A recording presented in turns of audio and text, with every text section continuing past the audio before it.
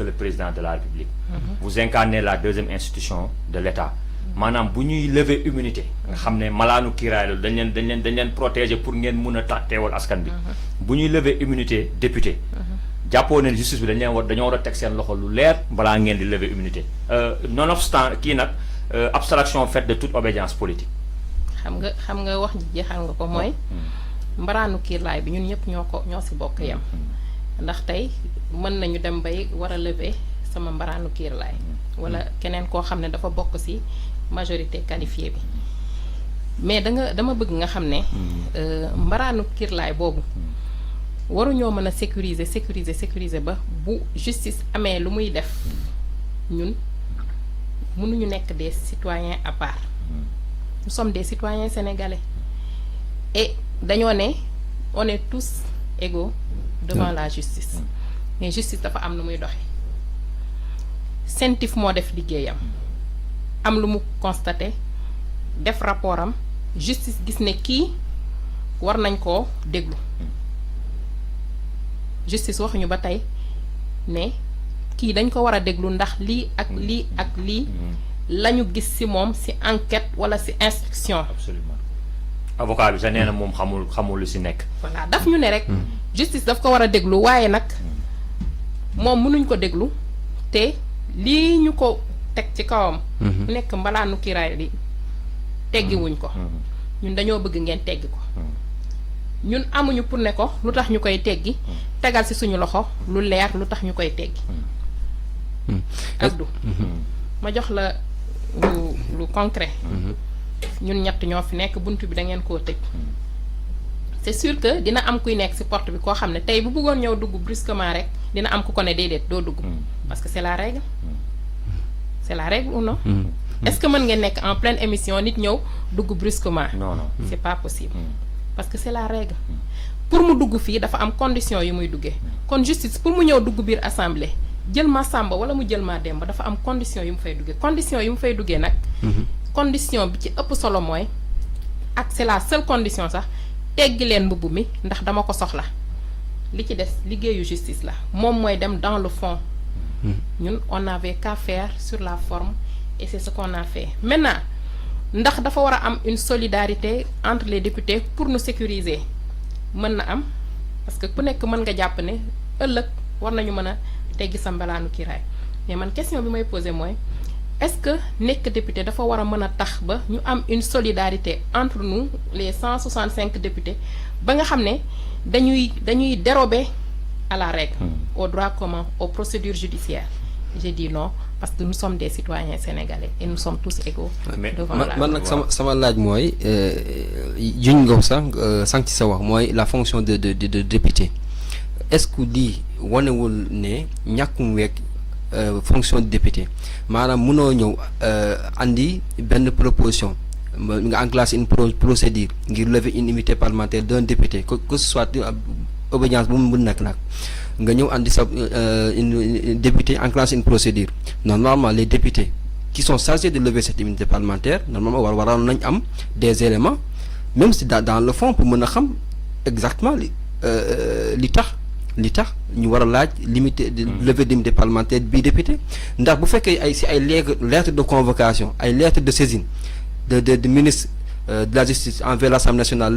la lettre de saisine du ministre du procureur de la République financier jëm ci procureur de la République la cour d'appel Dakar moo tax ngeen mën a lever d'immunité parlementaire là day wane ne. est-ce que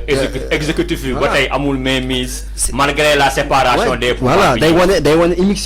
immixtion de l'exécutif. non du immixtion de l'exécutif sax c'est la justice c'est pas l'exécutif foofu parce que c'est le ministère c'est le pouvoir c'est le pouvoir judiciaire donc pour dire que yéen sax tombe ngeen ci piège bi sénégalais yi di tendre mooy lu justice engagé rek dañu naan c'est l'exécutif du ñàkk wekk parce que exécutif laajtewul déjà kon exécutif moom yoonam nekku ci ñun suñu diggante la. waaw bu ñu yemee ci côté droit mais boo xoolee c'est le procureur mais c'est le procureur. c'est le procureur dépend du ministre de la justice. waaw le procureur dépend du ministre de la justice mais le ministre de la justice incarne un pouvoir. ça incarne un pouvoir c'est pas l'exécutif. foog nga ne ministre de la justice ministre de la justice pouvoir la alors qu'il est dans un gouvernement solidaire. Bon bien sûr il est dans un gouvernement il est dans un gouvernement mais ministre de la justice nekk dans un gouvernement moom en tant que ministre warul mën a def preuve de dépendance de l'exécutif parce que xam na ne moom étant dans le gouvernement il dépend du pouvoir judiciaire moom moo nekk à cheval entre les deux pouvoirs donc dafa am loo xam ne daf koy jox exécutif bi moo ko moom dafa am loo xam ne da koy jox le pouvoir judiciaire moo ko moom yaakaar naa ne bu fekkoon ne exécutif bi dafay impliqué wu si pouvoir judiciaire bi le ministre de la justice moom mooy jël sur soi la responsabilité de dire à l'exécutif non loolu mënta nekk par contre nekk ci gouvernement bi warul mën a tax wala mu ragal ñu bu yëkkatee dara moom en tant que un point focal du ministère de la justice du pouvoir judiciaire ñu ne le ministre de la justice moo ko jël en tant que ku nekk ci pouvoir exécutif non mais foofu xam nga loolu foofu honorable lan moo fay nekk mooy par exemple yow li ngay wax ni day dem ba nekk responsabilité individuelle parce que tey yow li même architecture bi moo fi nekkoon il y a 1 an 2 ans te yéen si bi ngeen nekkee opposition gis ngeen ni ngeen doon cassé par rapport ak célérité wu dossiers yi affaire bi nu muy demee donc ministre de la justice bi Ousmane Diagne ñëpp am nañ présomption bu favorable si moom mais moom maanaam bu ñu génnee Ousmane Diagne teg ministre de la justice bu naka su dul noonu amul benn arsenal bu ko protéger pour bu exécutif bi dafee bu exécutif bi waxee du def moo tax jëluñu ministre de la justice bu naka su dul noonu ñu tànn Ousmane Diagne parce que li ñu wax dañ ko gëm dañoo bëgg quelqu'un boo xam ne même day nekk dans l'exécutif mais il est indépendant il sait que il est du pouvoir judiciaire jeexal nga wax ji waaw léegi nag beneen affaire Farba Ngom bi beneen problème bi Abou Sy nga may ma waaw mais toujours balaa ñuy kii mais ministre de la justice bu mu ñëwee devant l'Assemblée nationale dafa expliquer daf ñu il a fait état de 2 rapports 41 ak 51 su ma juumul am na daal 51 mais beneen moom mais yéen en tant que votre responsable de député vous auriez pu demander ces documents-là avant le député parlementaire du concerné non dañoo organiser c'est pas le député moom moo koy laajte il y a une commission ad hoc boo xam ne ça a été mise en place pour représenter les députés si nous parlons de la commission ad hoc il y a le pouvoir le parti PASTEF il y a les non-inscrits il y a le groupe parlementaire Takku Wallu donc on considère que c'est l'Assemblée nationale qui est représentée donc au niveau de cette commission ad hoc là ñoom ñoo xam la ñu liggéey parce que ñoom aussi ils sont tenus par le secret ñoom ñoo xam la ñu liggéey lañ leen présenter 4 documents yooyu mu doy leen pour ñu war a mën a demander la levée de l'immunité parlementaire ñu indi ko au niveau de l'Assemblée nationale pour demander Assemblée nationale mu voter ko dama ne la amul benn juriste fii ci Sénégal bu lay wax ne la procédure a été viciée amul benn homme politique fii ci Sénégal bu lay wax ne on a fait du mais Ousmane Sonko est-ce que vicié wu ko nu mu ko vicié parce que Ousmane Sonko yoonam nekku ci non élection législative yi procédure bi parce que li ngay wax nii dañuy pour la vérité aussi déglu nañ seen avocat yi Doudou Wade moom kii maître Doudou Ndoye ku ko di xam ne moom amul parpar la wala kii moom kàddoom moom nu mu ko bëgg a waxee la koy waxee mais nee na moom jusqu'à présent fi muy waxee mooy sur le plan de la morale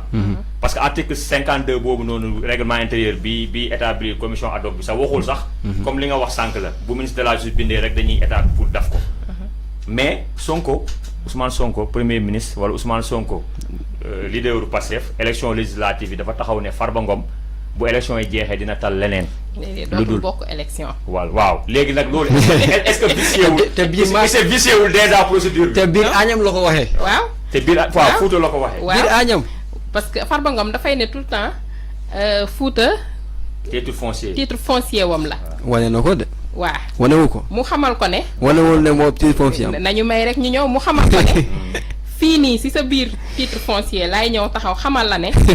dootoo battre campagne dootoo ko tal dootoo battre campagne yow mais dootoo battre campagne ça n'a rien à voir ak tu auras maille avec la justice mais dootoo battre campagne mooy yow fii ak élection di amaat sénégalais yi dañ leen di won ginnaaw ba dootuñu leen considérer comme des hommes politiques yow noonu nga ko waaw noonu laa ko gisee noonu la demee sax dootul tal bien sûr politique non dootul battre campagne dootul bokk ci benn élection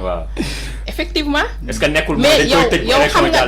est-ce que nekkul aussi que ne daf ko xamal ne waxuma la Sénégal moom ndax Sénégal amoo fa dara biir yeneen goxaanu Sénégal yi amoo fi dara mais añaam bii nga am dara sax danaa jël añaam récupérer ko ci sa loxo ba yow boo bëggatee battre campagne boo bëggatee dem élection di nga ko wuti jee feneen mais du doon Sénégal loolu man tamit mën naa ko jàppee noonu. pourquoi forcément rek ngeen bëgg ko jàppee ne dafa Ousmane Sonko dafa ne yéen a bëgg a interpréter Ousmane Sonko dafa ne ci police ci justice bi da jëm et que dañ koy tëj mais Ousmane Sonko mën na ko xamal ne politiquement tu seras anéanti ba yow dootoo mën a doon acteur politique boo xam ne mën nga taxaw Sénégal di demander kaddu sénégalais. mais est-ce que nekkul foncièrement que moom parce que bi mu nekkee ñoom ci pouvoir. wax dëgg yàlla wax na ay wax yu dëgër. wax yoo xam ne militant Pastef yi jàpp nañ ne wax bi tegginewul par rapport ak seen leader par rapport ak leaderu Pastef yi. est-ce que nekkul vraiment gars yi dañ ko mere moo tax. non bu doon loolu xam nga moom li mu wax ci Ousmane Sonko yëpp moom nit ku normal sax war nga see mën a rus a jaar. mais su doon loolu kon dañ koy xaar assemblée rek di ko delloo wa ilaa buñ ko delloowul assemblée moom Ousmane Sonko ba mu demee añam mënoon na ko fa wax lu mel noonu mais c'est pas le cas daf ko xamal rek na yow homme politique nga ñun homme politique lañu waaye na la leer ne réew mi buñ ko jëlee nii ñun dañoo ne 2050 mais man je dirais même ba 2075 Pastef peut rester au pouvoir yow di nga tal leneen maanaam di nga wuti beneen métier bu dul doon un politicien. waaw xam nga waxu politicien moom c'est xam nañu seen wax yéen bon ay da ngeen di ruubante seen biir quoi mais gis naa ab Farba am na fu mu taxaw no Sonko Ousmane Sonko dafa am fu mu taxaw ne géewul rek am ban privilège de mën a am bu yore ci lu toll nii ci ay kër lool da expliquer li ñëw actuellement. Liñ ko dégg est-ce que ça n'explique pas ce qui est en train de se passer actuellement avec toutes ces procédures là bu ñu enclenché autour de Farba Ngom. Est-ce que Ousmane Sonko moo enclenché procédure bi. ou c'est le CENTIF qui a vu les mouvements financiers mu demander justice et déclenché procédure bi Ousmane Sonko n'a rien à voir dans ça Ousmane Sonko la mu wax ci cadre campagne la ko wax et c'est tout à fait normal. cadre campagne la. adversaire politique am la. dem na ci territoire am xamal na ko ne fii sama territoire la mu ñëw ba ci biir territoire am xam nga loolu moom borom fit rek a koy mën dem ba ci biir kër jàmbur ne ko fii laa lay xamalee ne politique moom bu ñu weesoo élection yi di nga tal leneen lu dul politique. waaw mais résultat yi wanewul lool de. résultat yi wanewul lan. résultat élection législative wanewul lool. non moom dañ ko làq dóor añam ba tey zone de confort. moom dañ ko làq dóor kilifaam. foofu Farba la non moom dañ ko làq dóor kilifaam. mais foofu. kan mooy kilifaam toutes les régions la daw Maroc. léegi honorable ñu ñëw si gis nañ jël ngeen ay matuwaay.